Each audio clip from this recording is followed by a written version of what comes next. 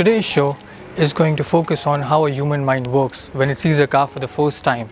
First impressions.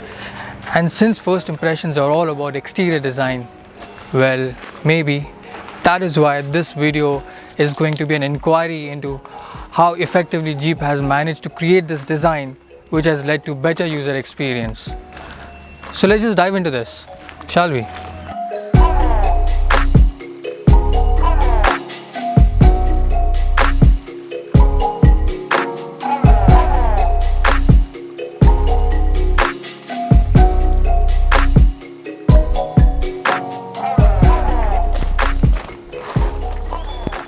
Now, every car's appearance induces an emotional response.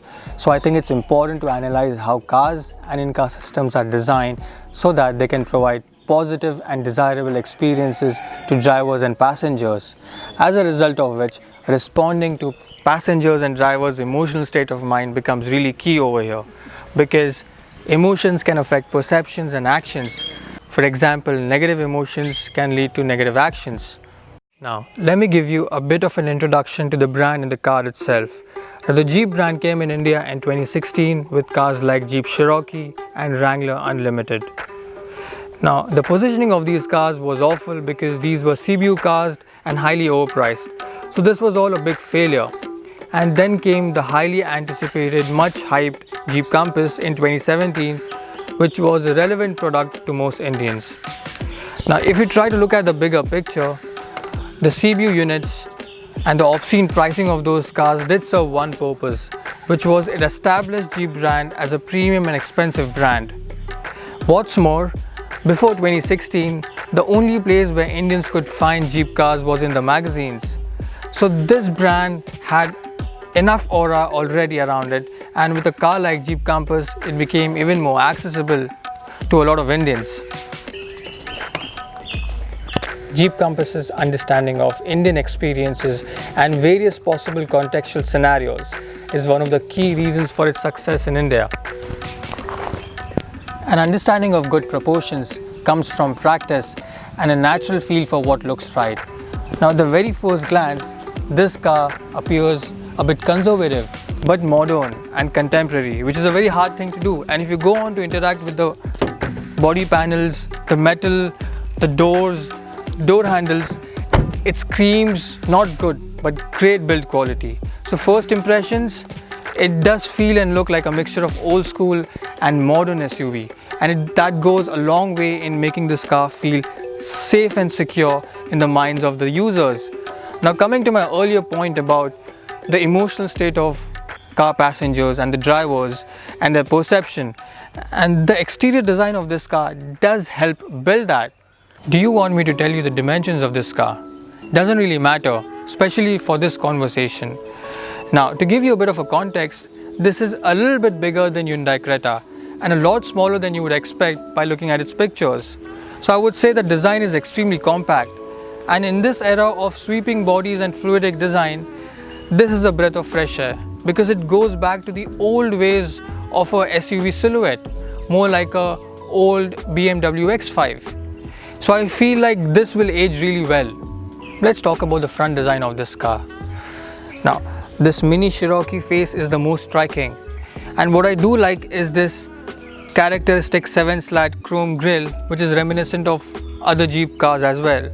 The way this has been positioned, extremely short and spread nicely, which makes this car wider than it is. Very clever. What I also like is the way the end of the grille and the headlamps have been gelled together. Really nice. Now, let me be a bit analytical over here. The headlamp clusters have LED DRLs and xenon headlamps.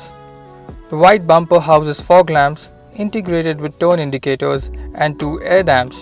Now, the air inlets has got skid plates and a mesh design, and this kind of injects aggression to the face and the bumper as well. As an aside, you know what I noticed? Quite a few drivers easily giving us way on the expressway after seeing it in their rear view mirrors.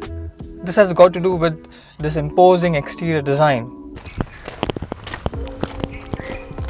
Now, the proportions look tough and capable. From the side, it does look a lot muscular. It has got these strong character lines, shoulder lines, which are very muscular looking, and if you watch closely, you've got those muscular lines running across the door handles also, a really nice touch. You've got these squared wheel arches that are a big tradition of Jeep cars, like a design motif, I would say. Now compared to the whole body, the tires look a bit too small for my liking, and if you watch even more closely, the rear wheels are not centrally aligned to the wheel arches, which is a bit of a bummer, really. Now this car is finished in silver color. While this is not the most fetching colors out there, but it does help the lines to pop out. As you can see, you've got a compass badge over here, and all in all, this is very well proportioned and very well balanced. You've got the sloping roofline, if you can see, and you've got this chrome belt running from the A pillar right to the D pillar, and then it goes at the back, which is a really nice touch. Again, what else have you got?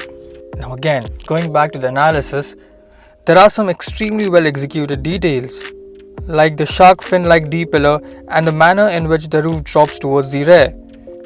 You can see how beefy the wheel arches are in this image. They add to the brawny stance. Equally, we might add, or I might add, even the 17-inch wheels look small from some angles. But otherwise, this is a very handsome and macho looking car, I would say. More like a lean athlete than a bulky bodybuilder. Yeah, that's about it. A prominent belt line runs across the length of the SUV and meets with the tail lamps. The chrome lining on the upper window frame extends to the rear windscreen. The plastic body cladding cannot be missed on the side, which goes all the way to the back.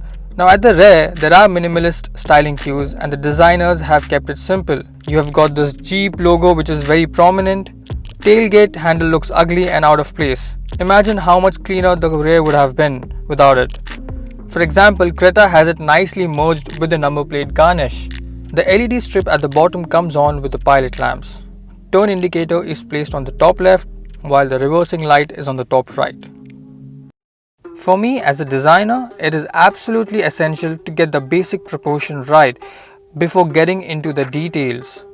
And the proportions is not just about its application to the elements of the body, but also the relationship of that body to the ground. This is where Jeep Compass scores really high.